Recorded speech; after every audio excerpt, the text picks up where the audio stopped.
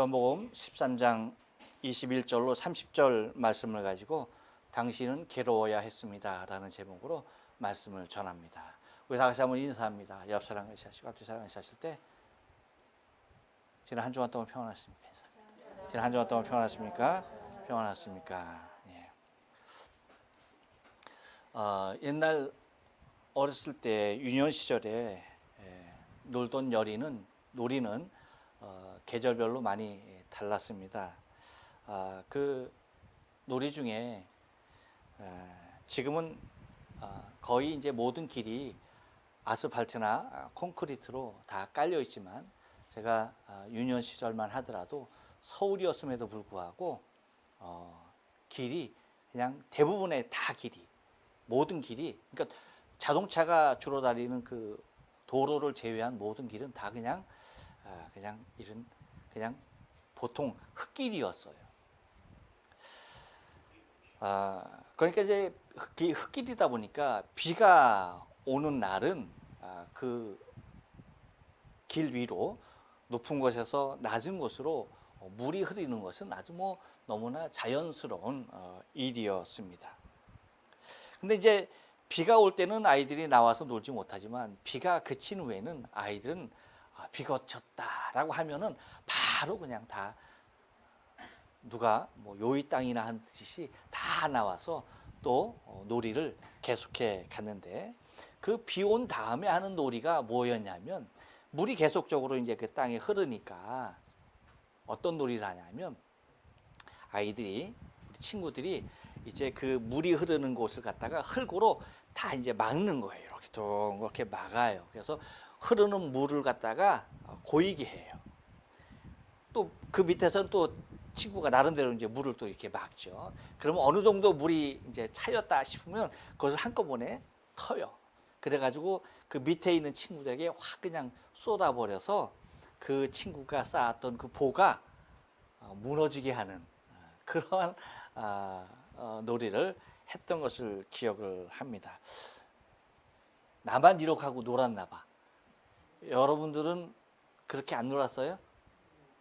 그런 놀이를 안 했군요. 네.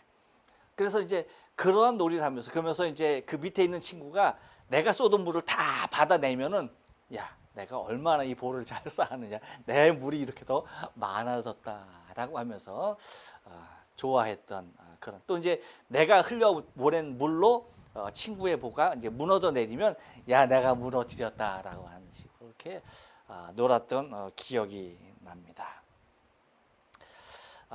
이것을 보면서 생각나는 것이 사람의 마음은 이 모든 환경과 상황을 담고 있는 이 보와 같다라는 그러한 생각을 합니다. 그러니까 어떠한 것이든지 내려오면은 그것이 내 마음에 다 쌓이게 되고 또 그것이 이제 쌓였을 때 계속적으로 물이 넘쳐 흐르면은 그 보를 넘어서 물이 흘러가게 되어지죠. 보라고 하는 것은 하천의 유량을 조절하기 위해서 저수 시설로 만들어 놓은 것입니다. 그래서 크기에 따라서 많은 물을 담아 놓기도 하고 작으면 적은 물을 담기도 하는 것이 이 보입니다. 또한 이 보는 댐과는 달라요. 댐과는 달라서 물이 가득하게 되다 보면 그 보를 자연스럽게 넘어서 흐르는 것이 보의 모습입니다. 하지만 댐은 어때요? 댐은 절대 물이 뭐예요? 넘치면 안 되는 겁니다. 그렇죠? 넘치면 절대 안 되는 거예요. 위로 넘치면 안 되고 넘칠 수위에 있다고 한다면 수문을 열어서 그렇죠? 밑에 수문을 열어서 절대 그 물이 댐을 넘치지 않게끔 그렇게 하죠. 하지만 보는 뭐예요? 물이 많으면 그냥 넘쳐 흐르는 거예요. 물이 작으면 그냥 거기 갇혀 있는 것이고 많으면 자연스럽게 흘러 넘치는 겁니다. 곧 우리의 생각과 행동을 비롯한 모든 삶의 모습은 우리의 마음을 넘어서 흐르고 있는 것과도 같습니다. 여러분 예수님께서도 말씀해 주신 누가복음 6장 45절의 말씀과도 같이 선한 사람은 마음에 쌓은 선에서 선을 내고, 또 뭡니까? 악한 자는 그 쌓은 악에서 악을 내나니 라고 얘기하죠. 그러면서 이는 마음에 가득한 것을 뭐예요? 입으로 낸다라고, 그렇게 이 마음에 가득한 것을 입으로 말함이니라 라고 말씀하고 있는 것을 바라보게 됩니다. 여러분, 물의 성분을 좌우하는 것이 뭐예요? 토양이죠. 어떤 토양이냐에 따라서 그 토양에서 나오는 물의 성분이 전혀 달라지는 것입니다. 하늘에서 내린 똑같은 비지만 어떠한 토양에 내려졌느냐, 그래서 어떠한 토양을 거쳐서 그 물이 나오느냐에 따라서 물의 성분은 전혀 달라지는 것과 같이, 여러분, 우리의 삶의 질을 나타내는 것이 뭐예요? 토양이라고 할 수 있는 우리의 마음밭이에요. 그래서 마음밭에 어떠한 마음밭이냐에 따라서 우리 안에서 흘러넘치는 물은 전혀 다른 성분의 것이 된다라고 하는 것입니다. 곧 어떠한 마음이냐에 따라서 그 사람의 인격과 사상, 그리고 그 사람의 삶이 잘 나타나 보이는 것이라고 얘기할 수가 있는 것이죠. 여러분, 심리라고 하는 것은 그 사람의 마음의 작용과 의식의 상태를 심리라고 얘기하는데, 오늘 본문에는요, 단 10절의 말씀이지만 그 어느 것보다도 굉장히 많은 심리적인 상황을 잘 묘사하고 있는 것들을 바라보게 됩니다. 그래서 예수님의 심리, 그리고 제자들의 심리, 이런 심리적인 묘사가 아주 많이 드러나 있는 것이 특별히 오늘 본문인 것을 바라보게 됩니다. 그런데 오늘은 특별히 여러분, 예수님의 심리와 제자들의 심리가 다 함께 나와 있지만 오늘은 예수님의 심리, 우리가 좀 21절을 중심으로 살펴봄을 통하여서 은혜를 받기를 원하는데요. 여러분, 21절 말씀 한번 저와 같이 다시 한번 읽어볼까요? 시작.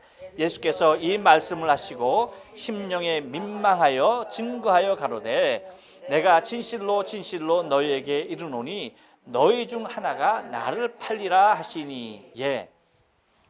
여러분, 우리가 여러분 기억하십니까? 전장에서 보았던 12장 27절 말씀. 여러분, 12장 27절 한 장만 넘기면 되니까 한번 볼까요? 12장 27절 말씀 보면 이렇게 얘기해요. 지금 내 마음이 민망하니 무슨 말을 하리요? 라고 얘기하죠. 그렇죠? 그래서 이 말씀을 드릴 때 민망하다라는 표현을 갖다가 개역개정 성경에는, 우리가 보는 개역 한글에는 민망이라고 표현되어 있지만 새롭게 번역되어진 개역 한글에는 이것이 뭐라고 표현되어 있다고요? 민망이 괴롭다라고 표현되어 있죠. 그렇죠? 그래서 오늘 본문의 말씀도 우리 개역 한글에는 뭐라고 표현되어 있어요? 심령에 민망하여라고 얘기하고 있지만 개역 한글은요, 이것을 어떻게 번역하고 있냐면 심령이 괴로워라고 얘기하고 있어요. 뭐가 어떻다고요? 심령이 괴롭다.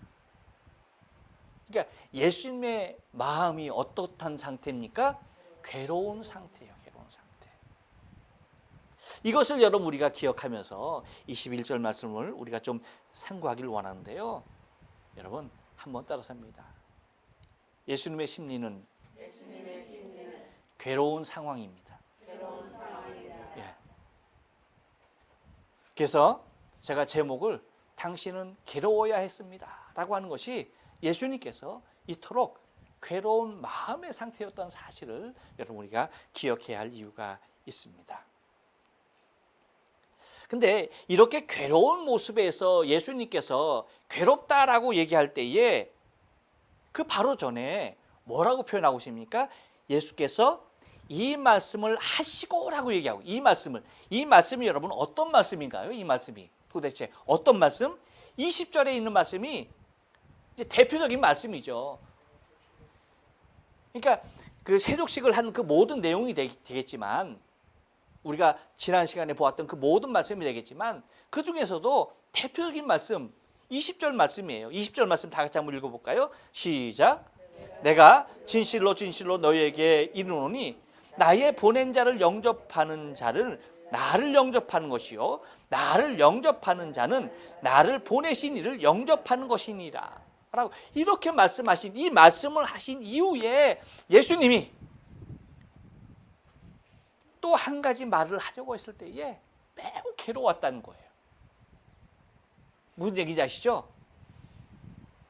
이 말씀을 하시고 나서 다른 한 말씀을 하시려고 하셨던 것이 곧 너희 중 하나가 나를 팔리라 하는 이 말씀을 하시려고 했던 거야. 근데 이 말씀을 하기 전에 먼저 하신 이 20절의 이 말씀을 인하여서 이 말씀을 하고 나서 너희 중 하나가 나를 팔리라라고 하는 이 말씀을 하려고 하시니까 마음이 너무나 괴로우셨던 거예요. 즉 무슨 말입니까? 몸소 섬김의 모범을 보이시면까지 행하셨던 세족식을 통하여서 주님은 서로 섬기며 사랑하며 당신께서 행하신 일들을 제자들이 그들이 행할 일로 위임을 한 그러한 모습인데 그러한 사명을 감당하여 영광에 이르러야 할 제자들임을 뭐 하는 거예요? 예수님이 선포하신 겁니다. 근데 이 선포한 그 모습을 하시고 나서 다시 뭐예요? 누군가가 나를 팔 것이라고 하는 그 말씀을 하려 할 때에 예수님 뭐 했던 겁니까? 괴로우셨던 거예요. 보통 괴로우셨던 것이 아닙니다.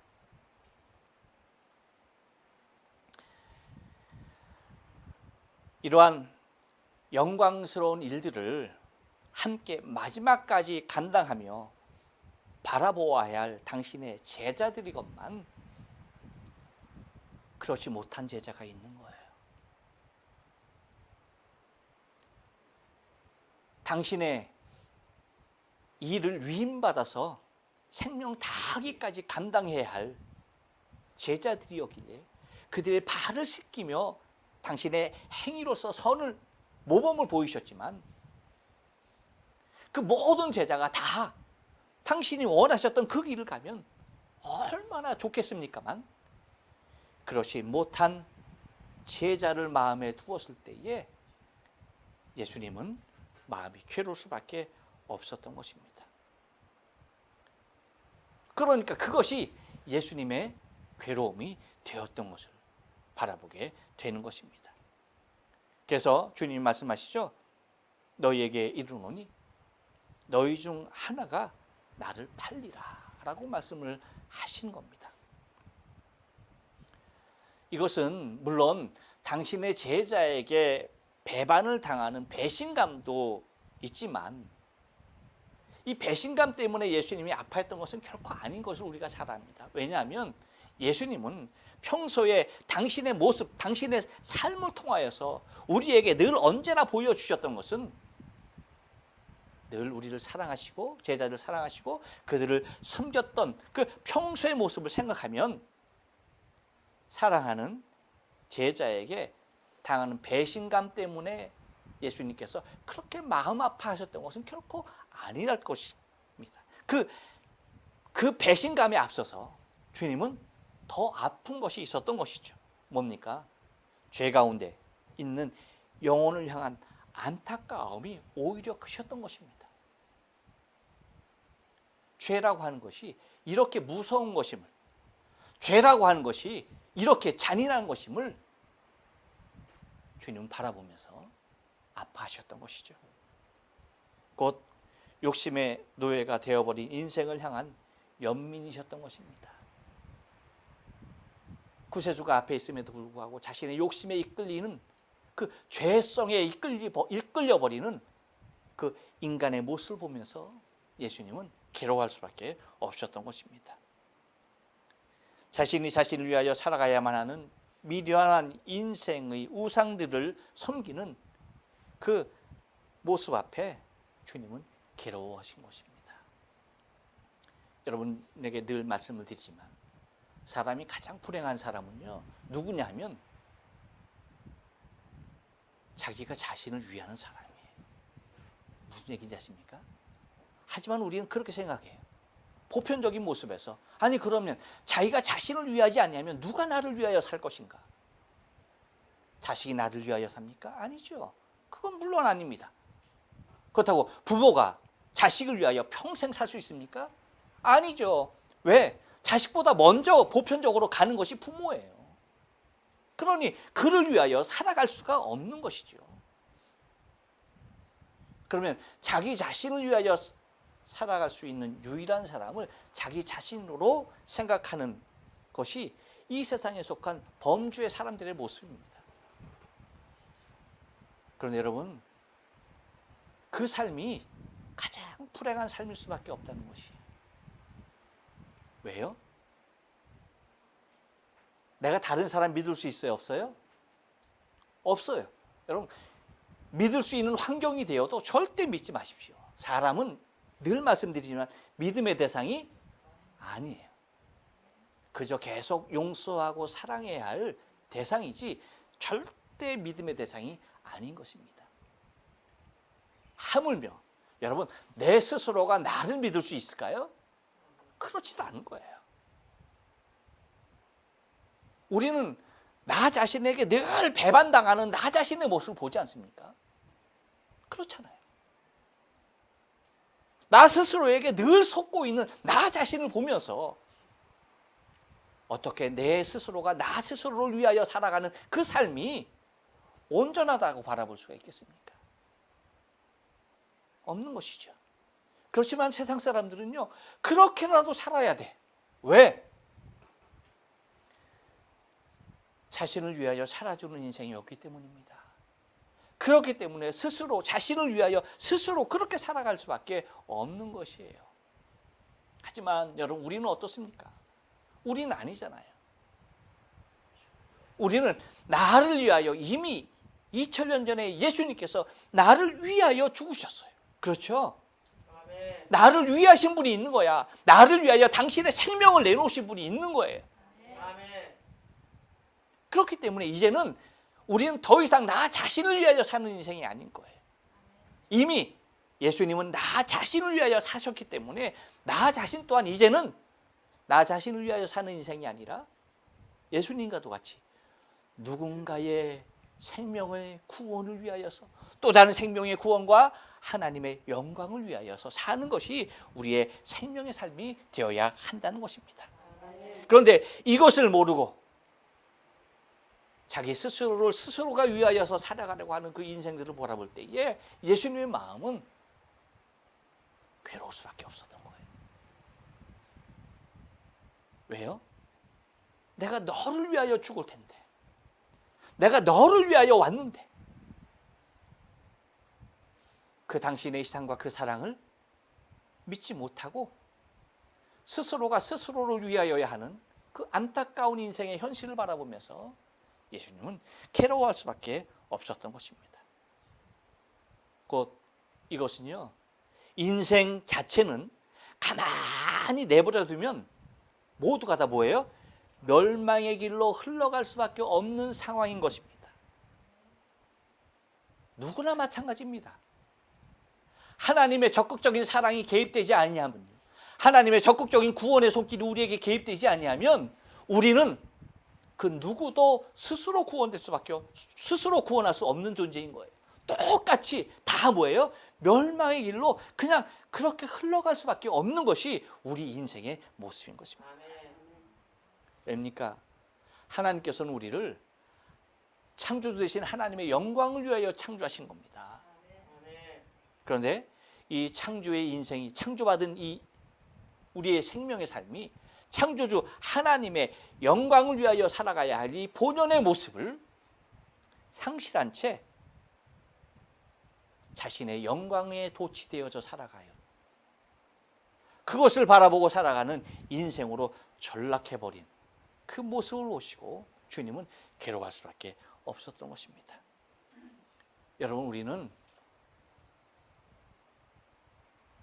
내가 생각하는 것 그 이상 더 위대한 모습으로 창조된 것입니다. 또한 그것을 위하여서 하나님이 우리를 선택하신 것입니다. 그것은 뭡니까?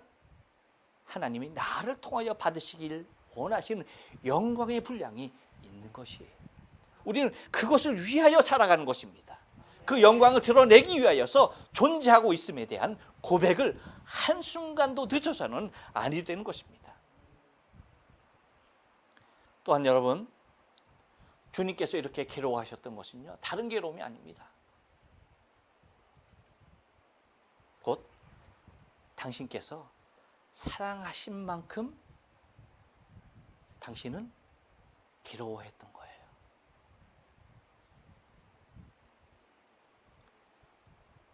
주께서 사랑하신 만큼 당신이 받는 괴로움은 크셨던 것입니다. 그러니 여러분, 주님이 얼마나 아프셨겠어요. 왜? 주님의 사랑은 한이 없으셨으니까. 그 한없는 사랑을 쏟아 부었는데 그것이 오히려 뭐예요? 아픔이 되는 거예요. 우리가 느끼는 아픔은 사랑의 크기에 비례합니다.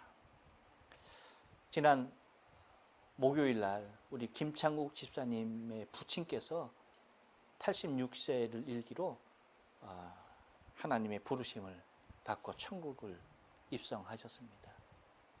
그 소리를 듣고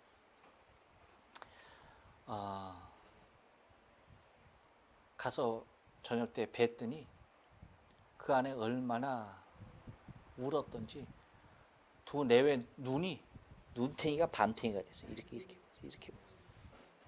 이렇게 부어가지고 있는 거예요.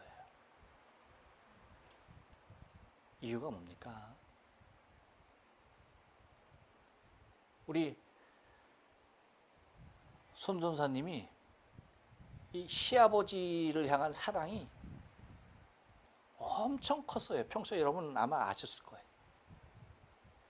정말 친딸이어도 그렇게 아마 시아버지를 사랑하는 그 모습이 그럴 수 없을 정도로 시아버님에 불구하고 친아버지를 사랑하는 그 이상 더 사랑하는 그 마음이 얼마나 컸든지 계속 눈물을 흘리는 그 모습을 바라보게 됩니다. 여러분 마찬가지. 다시 말하면 내가 사랑한 만큼 거기에 비례해서 내 마음의 아픔은 찾아오게 돼 있는 거예요. 여러분 내가 아끼는 것을 잃었어요. 내 아끼는 것을 잃어버렸어요. 그러면은 그 아끼는 것 그만큼 뭐예요? 안타까운 거예요. 안타까운 거예요. 아무것도 아닌 것을 잃어버렸어 봐요. 아무렇지 않습니다. 여러분 쓰레기를 잃어버렸어 봐.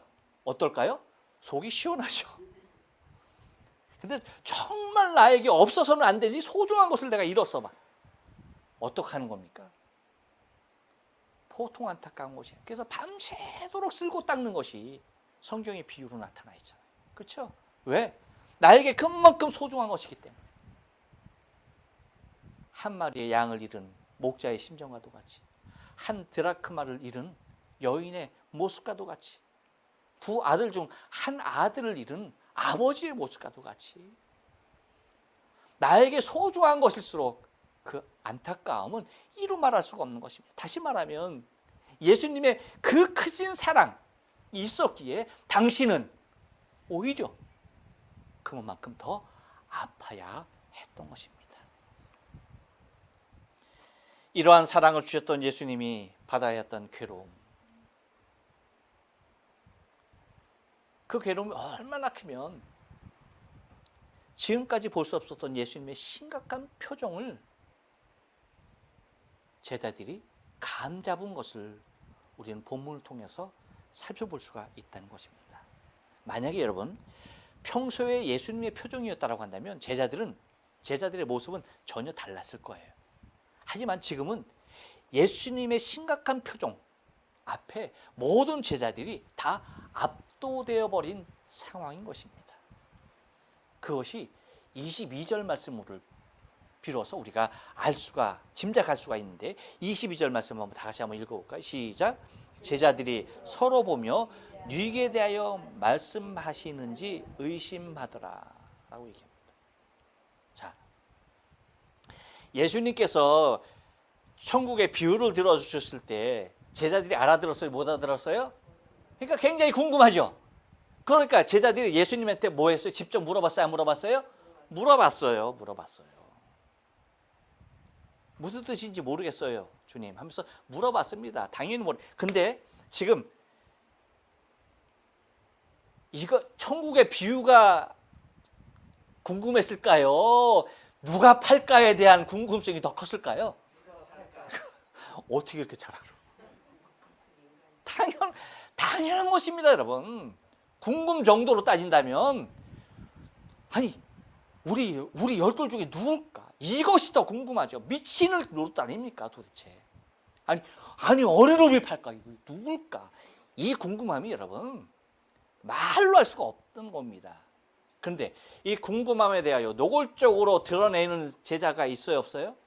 없는 겁니다. 없는 거예요. 노골적으로 드러낼 수 있는 제자가 아무도 없는 거예요. 그래서 제자들이 서로 보면서 뭐 하는 겁니까? 예수님은 보지도 못하고 예수님의 그 심각한 표정 앞에 압도되어서 예수님께 묻는 것은 생각지도 못하고 뭐 하는 겁니까? 서로 누구 보니까 이놈이 팔까 이놈일까 저놈일까 하면서 서로 뭐예요? 의심하는 소리로. 누굴까라고 하는 서로 의심하는 소리로 그렇게 바라볼 수밖에 없었다는 것입니다.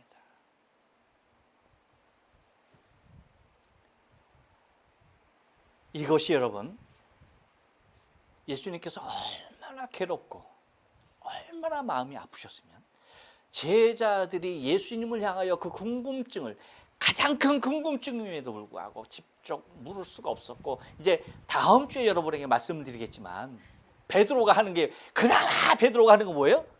고개. 요한이 지금 어디에 있는 거예요? 예수님의 이렇게 품에 있는 거지 않습니까? 예수님의 사랑하신 제자는 항상 누구예요? 요한입니다. 요한 스스로가 스스로를 표현하면서 쓰는 이 요한복음에 나타나는 그 모습이에요. 그러니까 이렇게 있으니까 베드로가 요한을 향해서 여기 하면서, 그렇죠? 고갯짓 하면 그렇게 하는 거였어요. 그러니까 얼마나 궁금했음에도 불구하고 예수님 앞에 대놓고 묻는 제자가 없었던 거예요. 그것은 뭐냐 하면 예수님이 그 상황에 얼마나 당신이 괴로워하고 안타까워하며 아파했는지에 대한 모습을 그리고 있는 거예요. 근데 여러분, 우리가 기억해야 할 것은 지금 이 정도의 아픔은 아픔이 아니야.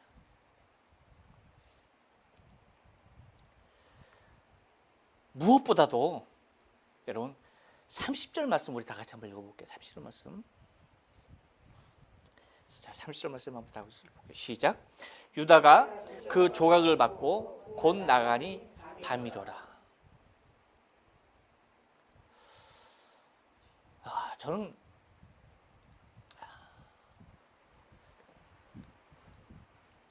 이렇게 이 유다의 뒷모습을 바라보시는 주님,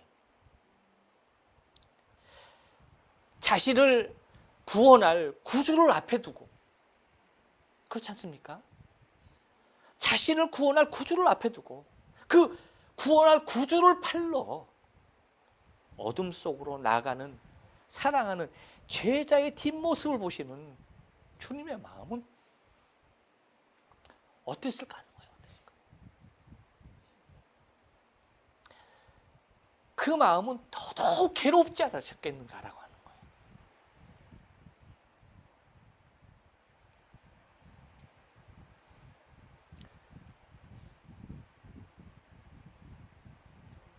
자기를 구원할 그리스도를 자신의 뒤에 두고 그 구원할 구주를 팔러 그 어두운 밤, 나가니 밤이더라라고 했잖아요. 그 어두운 곳으로 나가는 그 유다의 모습을, 그 뒷모습을 보시는 주님의 마음 얼마나 아프셨을까라고 하는 것입니다. 그런데 저는 이 말씀 속에서 이것은 유다의 뒷모습을 저도 한번 상상해 보면서, 그 뒷모습은 유다의 모습이 아니었구나, 나의 뒷모습이었구나라고 하는 거예요.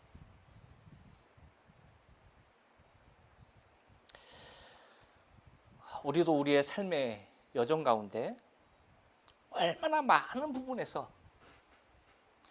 나를 사랑하시는 주님의 면전에서 그분을 등지고 떠나는 나의 뒷모습을 주님 앞에 보여야만 했을까라고 하는 겁니다.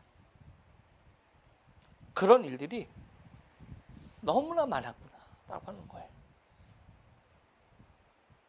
때로는 육신이 약하다는 핑계로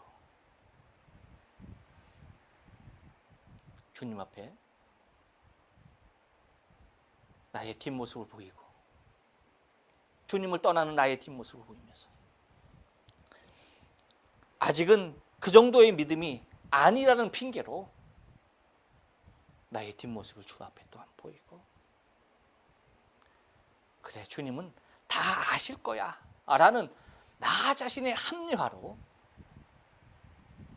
내가 주님을 떠나는 뒷모습을 또한 보이고,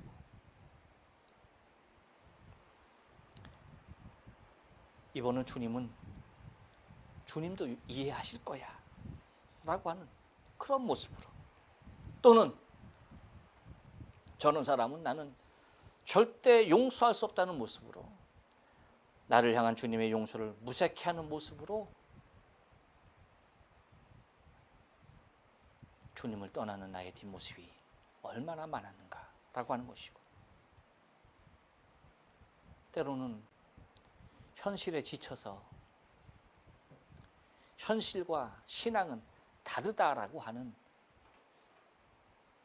이 원론을 억지로 들어대며 현실에 쫓기는 나 자신을 주 앞에 드러나야 했던 그 모습들은 얼마나 많은가라고 했던 것입니다. 뿐만 아니라 정욕의 노예가 되어서 사망을 망각한 채 살아갔던 그런 때도 얼마나 많이 주님을 안타깝게 하며 안타까운 모습으로 주님을 떠나는 나의 뒷모습을 보여야 했고, 때로는 자식이 우상이 되어서 그 자식 때문에 그 자식에게 얽매여서 주 앞에 온전히 서지 못하는 주를 떠나는 나의 뒷모습을 보여야 했고, 사업에, 돈에, 물질의 노예가 되어서 이것을 따라가다 보니까 자연히 나의 모습은